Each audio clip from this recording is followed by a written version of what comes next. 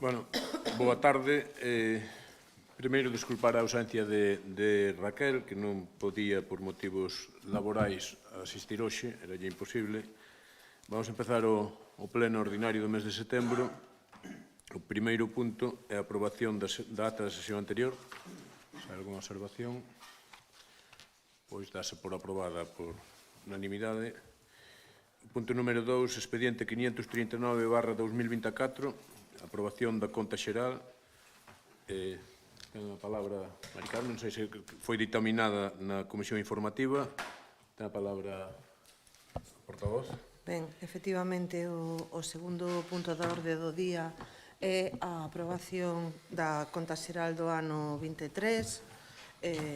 Bueno, pois de algún xeito, como introdución do punto, parece de interese explicar pois que a conta xeral supón pois a documentación técnica, é un documento técnico que no seu conxunto ven a reflexar pois o grado de cumprimento das previsións orzamentarias do ano 23. Este conxunto de documentación pois reflexa, por unha parte, atendendo ao seu resultado, pois o rigor orzamentario, pois que se pode ver reflexado pois no grau no nivel de execución das partidas orzamentadas, que está por riba de un 80%. Do mesmo xeito, pois este grau de execución o que ven a dicir é que hai unha boa capacidade de xestión por parte do Goberno, tanto no que é a parte de planificación, polo axustado do seu cumprimento, como tamén pois a capacidade de impulsar que se executen as políticas e planificacións establecidas. Neste apartado, eu tamén quero dicir que, evidentemente, hai que agradecer e destacar o facer do persoal municipal pola súa contribución para que así poida ser, pois sin o traballo que no día a día desenvolven os técnicos para facelo posible, pois non estaríamos falando destes datos. Tamén é verdade que no documento pois podemos ver reflexadas as prioridades de gasto na acción de goberno, que salientan pois o esforzo nos servizos públicos e de xestión directa, como así reflexa o capítulo 1, o esforzo no investimento e mantemento dos bens municipais para o disfrute de todas nas mellores condicións posibles, o esforzo na dinamización do territorio con diferentes proxectos e destacar, sobre todo, o servizo ás persoas polo gasto que supón os servizos de benestar, de igualdade, así como actividades que redundan pois na mellor calidade de vida dos veciños e veciñas. Tamén é verdade que a nivel de cifras hai que destacar que na planificación do ingreso pois superamos pois a parte prevista, o cal ven dicir pois que hai un forte compromiso en obter financiación máis alá pois da que inicialmente se pode prever no orzamento inicial.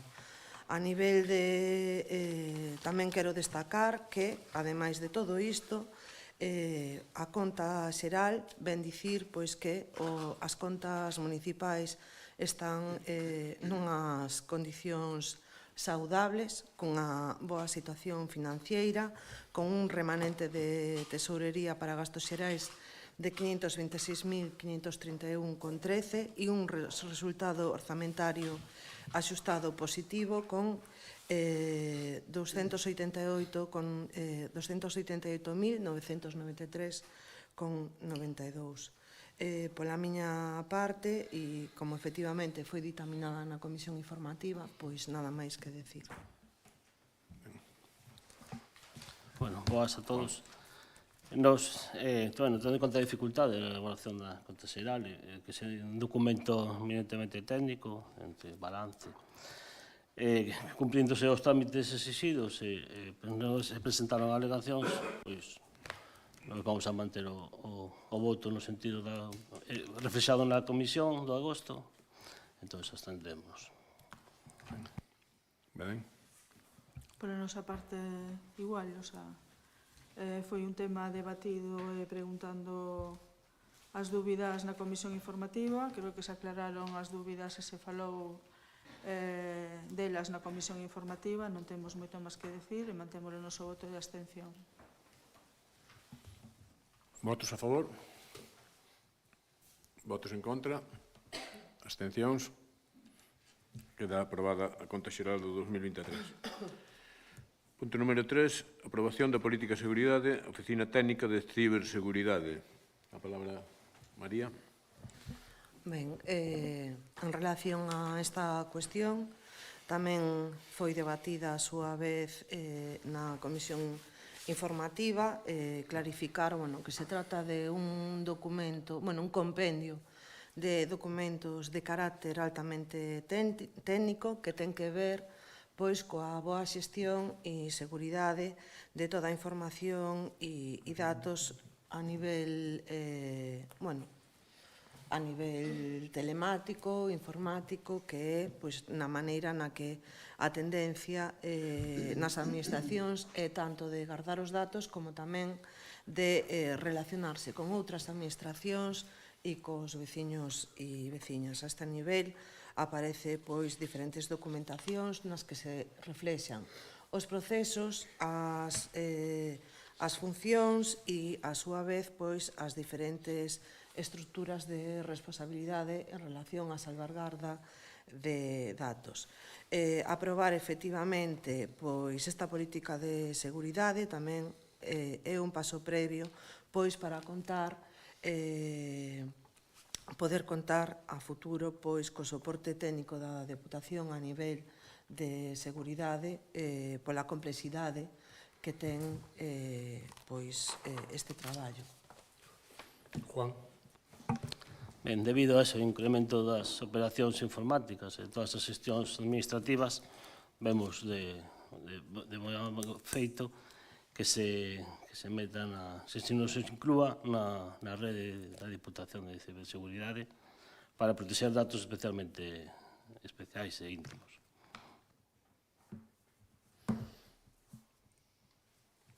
Belén.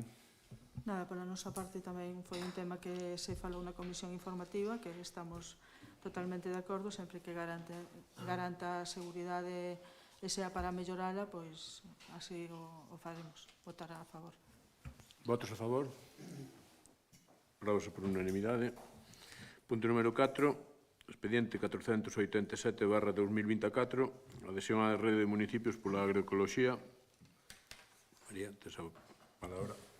Ben, a proposta de adhesión á rede de municipios pola agroecoloxía responde efectivamente ao interese da rede en relación a un concello como este que ten desenvolvido enormes iniciativas para dar cobertura tanto ao impulso de iniciativas asociadas á agroecoloxía e tamén na divulgación e que enlaza perfectamente cos principios da propia rede, que son o traballo en políticas alimentarias locais, sostibles, baseadas na agroecoloxía e a súa visión holística transformadora dos sistemas alimentarios, a procura de sistemas alimentarios locais sostibles, resilientes e respectuosos co ambiente, inclusivos, seguros e diversificados para asegurar comida saudable, sostible e accesible ao conxunto da poboación e potenciadores do emprego local. A creación dun espazo plural composto por todos os actores territoriais que promoven sistemas alimentarios locais adaptados ás diferentes realidades do Estado, como son as entidades locais e supramunicipais, acompañadas polas organizacións sociais, actores económicos, produción e investigación local, entre outros. A cooperación e o intercambio do coñecemento para a innovación en políticas alimentarias e na mellora da gobernanza nos sistemas alimentarios locais. Non é difícil ver como enlaza con iniciativas como pode ser a horta de froiteiras, de conservación, a propia Fosquenlla, toda a ampla formación que se impulsa desde o Concello pois tamén para formar e tamén para sensibilizar tanto na produción como no consumo. Por outra parte, que foi cuestión pois que saiu na comisión informativa, decir que a propia rede de municipios pola agroecoloxía pois ten no seu plan de acción 13 propostas pois que darían pé a potenciais accións a desenvolver no territorio, como é a preparación das administracións locais para as políticas alimentarias, cambiar as normativas e outras variables que influen no sistema e a contorna alimentaria e as dietas da poboación, transformar o sistema de produción e distribución de alimentos e mellorar a contorna e o comportamento alimentario da sociedade. De xeito resumido, porque cada un destos ámbitos, pois a súa vez, recolle diferentes medidas. Destacar tamén que sí que é verdade que ao sumarnos faríamos parte daquelas accións e medidas que enlazan cos intereses do territorio e que ao final sumarse a esta rede pois redunda en beneficio pois para todos os veciños e veciñas, produtores, consumidores, etcétera, etcétera. Juan. Bueno, tendo en conta que somos un concello eminentemente rural, a aprendizaxe, a promoción e a mellora na utilización dos recursos propios da nosa agricultura, así como compartir coñecementos con outros concellos, pensamos que redundará eso, un beneficio para toda a veciñanza, por lo tanto, estamos a favor. Belén. Por a nosa parte tamén foi falado e preguntado na comisión informativa. Se preguntou por parte do Partido Popular se solamente era para aquelas asociacións ou se tamén podía favorecer os intereses de persoas físicas individuales en estar asociadas, e nos explicou que era máis un tema de formación e información e de axuda a todo tipo, tanto a temas e asociacións como a persoas individuales, o sea que co cal nosotros estamos totalmente de acordo nesa adhesión. Votos a favor? Apróbase por unanimidade. Punto número 5, moción do BNG para o rexeitamento da suba do canon de Sogama. A palabra a voceira. Bueno, a verdade é que casi ven constituir unha situación anómala que hai escasamente un mes estiveramos a debatir unha moción similar na que, bueno, ao longo do debate, ao falar pois do impacto negativo do incremento do canon aos concellos por parte de Sogama tería pois nos propios concellos, nos recursos disponibles e en consecuencia pois tamén na economía dos veciños. Naquel pleno o relato que escoitamos foi que de algún xeito reciclar mal incidía pois no custe de servicio e en que pois necesariamente este canon pois penalizase máis ao concello, non? Poderíamos decir casi que debe de ser que o facemos moito peor porque, tristemente, traemos unha moción agora a este pleno no que xa non falamos pois do incremento do mes de agosto, senón que estamos ante un anuncio que xa para o ano 25 esta taxa pasa a 108 euros tonelada no ano 2025. Un incremento pois que ven supoñer un 60% de incremento sobre o prezo. O debate de fondo sobre esta moción realmente mantense en relación a agosto. A causa deste incremento sigue estando derivada pois de que Sogama aposta por un modelo de xestión dos residuos que é obsoleto, que non cumpre coas directrices e que está centrado pois en exclusiva na incineración e no vertedoiro. Ademais de todo,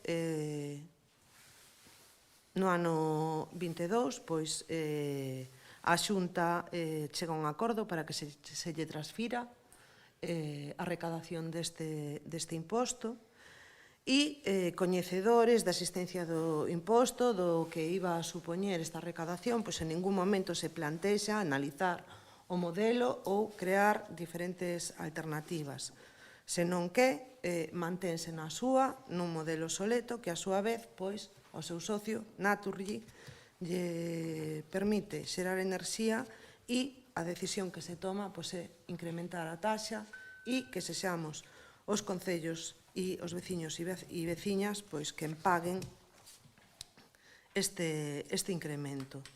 Unha cuestión que realmente resulta, teño que decir que resulta bastante curiosa, cando que quen goberna a Xunta de Galicia ten como un dos seus mantras favoritos a baixada de impostos. Pero claro, depende para quen. Porque non se poñen nin colorados a hora de aplicar este incremento aos concellos en primeira instancia e, en consecuencia, pois, coa subida de taxas que vai aparellar, que ao final vamos ter que pagar todos e todas.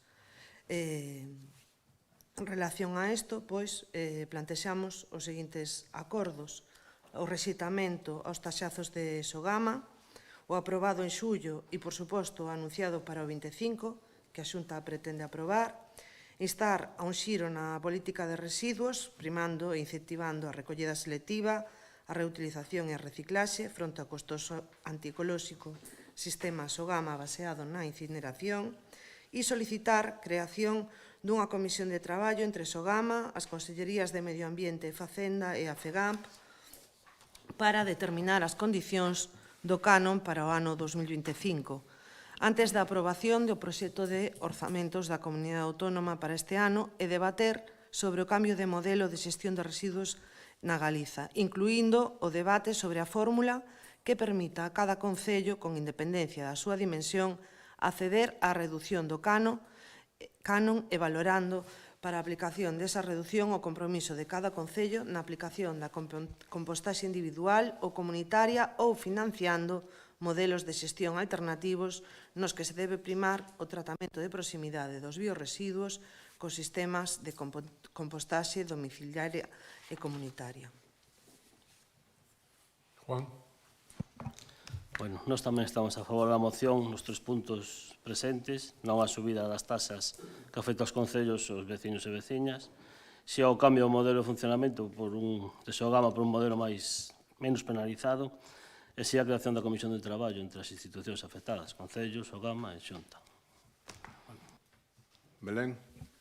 Bueno, por a nosa parte, queremos incorporar, se posible, incorporar un punto a esta moción, que sería exixir ao Goberno Central que dea marcha atrás e suprima todos os impostos que gravan a actividade do tratamento de residuos, porque si é verdad que desde o Goberno Central, debido á lei estatal de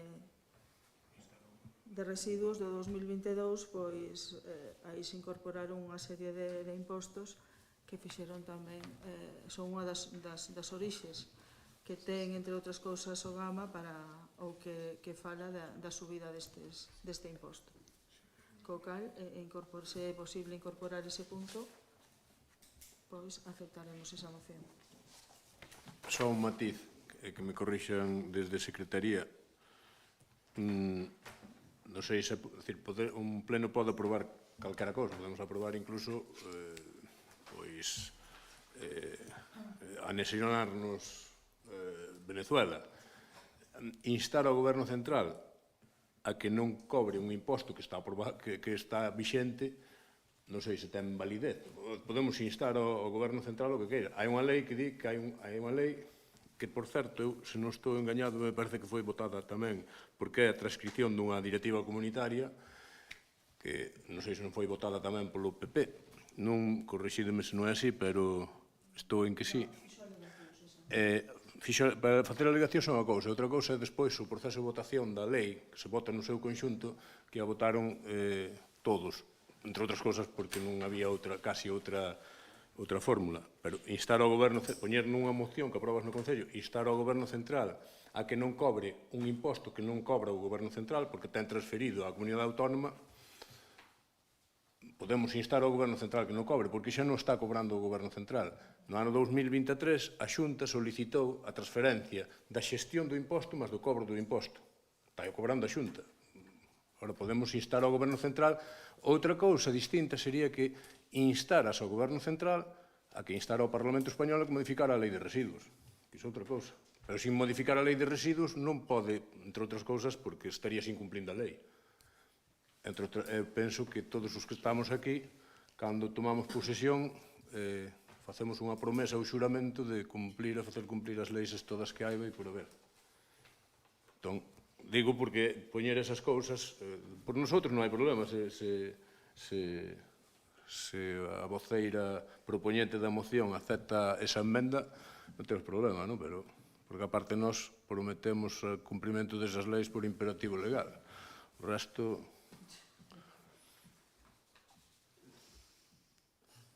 Non sei, a propoñente se acepta esa... A ver, bueno, eu creo que hai unha cuestión que se chama demagoxia e chamar a confusión. E eu creo que está ben ser pedagóxicos e que neste proceso, cando as cousas se concreten nunha subida de canon que derive necesariamente nun incremento das taxas que aplicarnos polo lixo, pois, home, está ben ser rigurosos. Eu entendo que no ano 2022, cando na visita do presidente da Xunta se reúne co presidente do Goberno e chegan ao acordo da transferencia da recadación do imposto, era o mesmo imposto e o mesmo marco legal.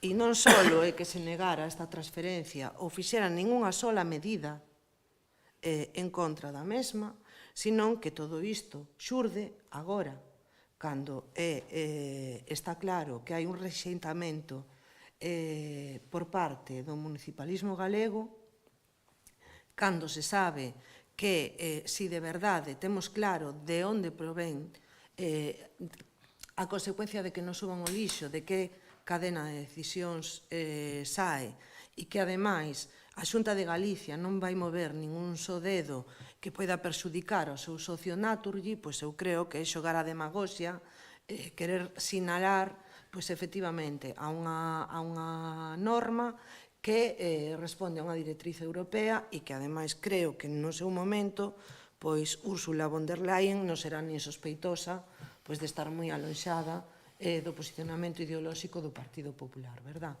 Entonces, o que hai que facer é asumir a responsabilidade en cada momento, a responsabilidade das decisións políticas, e neste caso hai unha decisión por parte da Xunta, tanto a de manter un modelo pois que trae estas consecuencias na xestión do lixo e, a súa vez, que facer que este modelo seña sostible económicamente para a Sogama e a súa vez para a Naturgy, pois pase por incrementarnos o canon aos concellos e as taxas aos veciños e veciñas.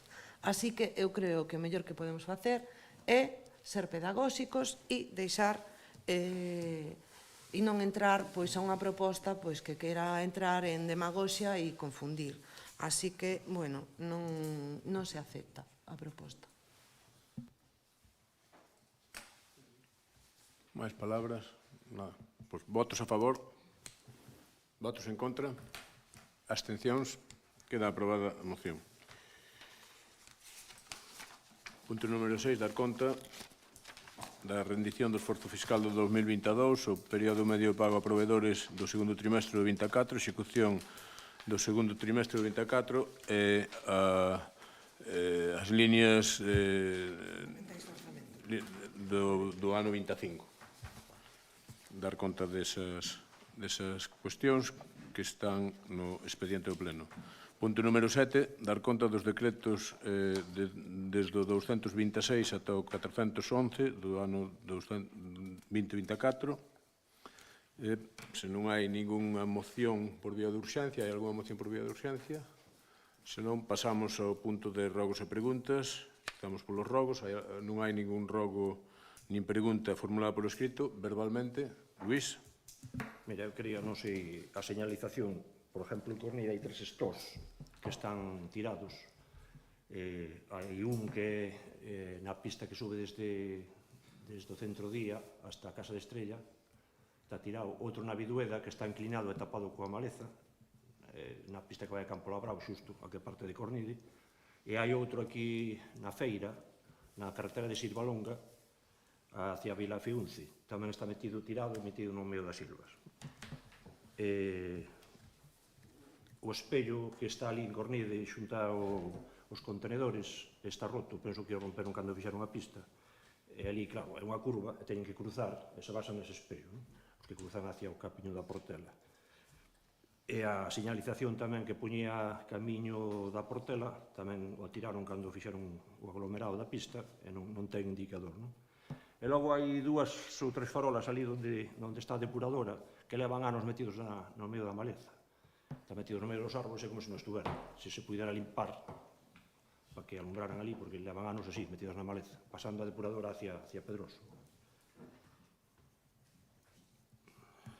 Bueno, hai algunhas cuestións deste rogo que xa están comunicadas pola PP Línea Verde. O resto das cuestións, pois, anotamos e corrixiránse cando proceda. Mais? Algún rogo máis? Preguntas? Belén? Sí, pola miña parte son 3. A primeira é sobre o local para os partidos políticos. Supoño que xa estará arreglado o sistema de aire acondicionado, entonces, cal é o motivo ahora? Porque cada vez é un motivo distinto. Pois, cando se remate coa obra do aire acondicionado que non está rematada, como ben sabes. Canto tempo suporá iso? Toda a legislatura ou poderemos acabar antes da legislatura? Porque na outra anterior dixo que antes de que acabara íbamos ter local. Nos concellos non hai legislatura, son mandatos. Bueno, pues non lexislan, os concellos non lexislan. Mandatos. Son mandatos. Esperemos que antes, entre outras cousas, porque a empresa ten un prazo para executar a obra e o prazo remata, pois, inminentemente. Están rematando, están cos últimos retoques, parece que fai falta poñer o falso teito, porque nos locais vai a maquinaria do aire acondicionado, vai no teito, no momento que rematen, pois... Pero volvo a repetir, insistentemente, que independentemente diso, calquera grupo político de San Sadurniño, polo menos desde que este goberno municipal ten responsabilidades de goberno, nunca se lle impideu a utilización de calquera local municipal para reunirse, para facer asambleas, para tal. Única e exclusivamente pedilo. Non. Unha cousa é deixarnos, que é verdad, que en todo momento que o pedimos se nos foi otorgado para facer unha reunión, pero o que se trata é de ter un local onde poidamos ter os nosos papeles, ou os nosos, ter un ordenador, ou ter, non podemos telo na Casa da Xuventude. Papeles hai que ter os menos posibles. Estamos na era da administración electrónica. Hai que habituarse ao... O ordenador falla e cuidado. É inminente o remate da obra, e no momento que se remate a obra, pois xuntaránse os voceiros e decidiredes como articular a cuestión esa. Segunda pregunta. O tema do pexón, que creo que foi preguntado fai uns meses polo portavoz do Partido Socialista, como vai o tema de Augas de Galicia con respecto ao do pexón? Porque a última vez era problemas de Augas de Galicia. A última, máis agora, estáse requirir documentación que se está facendo. A empresa redactora do pexón pois está recopilando esa información, é información relativa á concesión de caudal para o abastecemento. Tuve unha reunión, como ben sabes, coa directora xeral de Urbanismo e co director de Augas de Galicia hai 2 meses ou menos de 2 meses preguntouse ao director de Augas de Galicia porque non se contestara, porque hai máis de 2 anos requeríranos documentación para o expediente da autorización de concesión, pasaron 2 anos ou ano e medio, non tivemos ninguna contestación, e preguntamos, interesámonos por que é o que pasara. A semana de facer esta pregunta, mandáronos outro documento requeríndonos prácticamente o mismo, con algunha modificación. Son cousas que se lle están enviando. Estamos nesa. Pero a intención, falouse co director de Augas, a intención era a poder serse cando menos que a final deste ano poidera estar a autorización de concesión de auga, porque é unha condición sine qua non para poder facer o informe favorable. Para poder facer o informe Augas ten que estar as concesións dos abastecementos públicos perfectamente legalizadas. Son cousas que veñen de moi vello. Por poñerche un exemplo, no ano 90 moitos, o Concello fixe unha obra, revisando a documentación, fixe unha obra que era o abastecemento desde o camiño arriba, un manantial que hai no camiño arriba, e o acordo plenario, a parte do gasto, que eran 100.000, parece que ainda eran pesetas, non sei cantos, eran varios millóns, parte do gasto era a posta a disposición dos terreos e facultar ao alcalde para as xestións para a concesión do caudal. O alcalde daquela non era eu. Estamos facendo iso, é bastante enrollo. Non é unha cuestión que só lle afecta a San Sadurniño, está lle afectando a maioría dos concellos, que temos paralizados os plans porque está así. E Augas non debe estar moi sobrado de xente, tampouco, están saturados de traballo, e iso o que fai é ralentizar as aprobacións dos plans. É ese o motivo, non aquí solos, senón os concellos de todo arredor están na mesma situación, non? Co seu voto a favor do convenio conseguiron o terreno para a súa construción, pero tamén fai referencia ou nombra ao Partido Popular local. E di que unha das cousas que di que defende os intereses de 4 ou 5 especuladores que o único fin que perseguían era saquear o pobo de San Sadurniño. Bien. Como portavoz do Partido Popular, dúas cousas. Primeiro, que me parece unha afirmación que necesita dunha contestación. Pero esa é a pregunta ou vou a facer un debate? Cal é a pregunta? A pregunta cal é? Cales son eses 4 ou 5 especuladores que di que defende o Partido Popular?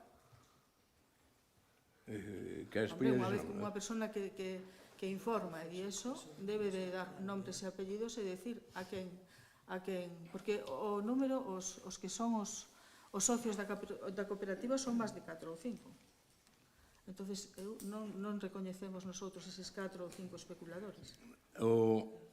O alcalde reafírmase no que escribeu Secundino García Casal no seu Facebook privado, reafírmase no que escribeu. Sí, pero iso é unha política un pouco sucia de botar cartas encima do Partido Popular dicindo que defende a 4 ou 5 especuladores que a día de hoxe non temos. É unha opinión. Vivimos nun estado onde a liberdade de expresión existe, afortunadamente. Ti consideras que as afirmacións feitas no meu Facebook son constitutivos dun delito de tal, pois vais ao xulgado e denunciasme, non hai problema ningún, responderei. O que é unha mentira. É unha mentira. Entón, nosotros queremos aclarar que como portavoz do Partido Popular, en nombre dos meus compañeiros, nosotros tamén estamos moi orgullosos de que o centro de día este aí. O que non estamos orgullosos é da forma na que se conseguiron os terrenos. Pero que o centro de día este aí, sí. Eso que queremos aclarar. E que apoyamos a 4 ou 5 especuladores botando eso pola boca, pois cando un dá esa información debe de ser un pouco consciente do que di. Porque a día de hoxe o único que fixemos foi defender os intereses dos veciños, porque os socios da cooperativa xa se defenderon eles solos bastante ben. creo que xa levan cobrado algo, e seguirán cobrando a outra parte que debe estar a punto de sair, e supoño que ese será o problema que ten para facer estas afirmacións, pero non é culpa nosa, nin do Partido Popular. A pregunta é que eu A pregunta sigo é sin entender a quen serán pregunta. eses 4 ou 5 especuladores que usted lle apoia ao Partido Popular. Pero a vota está a adiviñar. Non, adivinhar non. Se se soupera, non lle preguntaba. Máis preguntas? Máis? Sí, Luís. Me preguntaron algúns veciños se desde o Concello se podría facilitar os cursos para sulfatar, que habría que facer, se desde aquí se podría organizar algo o Concello que se fixeron ao principio e agora, os particulares, hai por aí algúns que me preguntan, oye, desde o Concello, sabe se poden promover algún curso para sacar o carné de manipulación de sulfatos? A ver, tense xestionado algún coa Oficina Agraria Comarcal? Hasta ahora, hasta o ano pasado, había bastante comunicación coa Oficina Agraria e se facían diferentes cursos, non? De feito, por toda a comarca, e aquí en particular, en San Sadurniño, varios, non? E aí mudou a política e agora queren centralizar en centros de formación. Por lo tanto, complica a posibilidade de facer cursos, non? Eu, hai 10 días, 15, que falei co xefe daqui da Oficina Agraria e me dicía que era complicado facelo aquí, que posiblemente sacarán cursos de formación en función da demanda, pero para realizar no centro de Guísamo e demais. Outra cousa é, fora deso, que son gratuitos, sería falar cunha empresa e que o Concello que organizara e, xuntar un mínimo de xente e que a xente pague un precio. Eso que me decían, que a mellor se podía facer desde aquí e incluso coller algún Concello limítrofe, se non hai xente. Sí, eso pódese mirar, pero a pena é que antes eran gratuitos, e incluso desplazaban, facilitaban os concellos. Efectivamente. Pero, podemos mirar esa outra fórmula. Pois que non teñas algo, se me avisas. Sí. Outra pregunta era, cando se asfalta ou as pistas e todo iso, supoño que hai unha garantía dese traballo, non? Por canto tempo é? Normalmente que un ano. Un ano, porque ali en Cornides, se vas ali á curva onde están os contenedores, xa hai un bache pequeniño. Eu penso que, se estamos así, deberían reparar, está abrindo por ali arriba, non deixalo pasar, porque a de Vila de Fiunce, por exemplo, que foi aglomerada, está toda corteada. Entonces... Sí, a ver, antes de devolver a garantía, o técnico ten que facer un informe de que Ainda non pasou o inverno, imagínate que veña o inverno e tal, e xa empeza a comerse ali. Se ten unha garantía, por lo menos aproveitada. Sí, todas as pistas teñen garantía, porque todas teñen unha fianza, e antes de pedir a devolución da fianza, ten que facer un informe o técnico director da obra de que a obra está en condicións para devolver a fianza. Pois miras ali en frente aos contenedores, hai unha raxa, xa hai un hueco así pequeno, que se sigue traballando, pois a unha pena que acaba de facer, hai unha garantía que cumpran co que fixeron, non? Máis preguntas?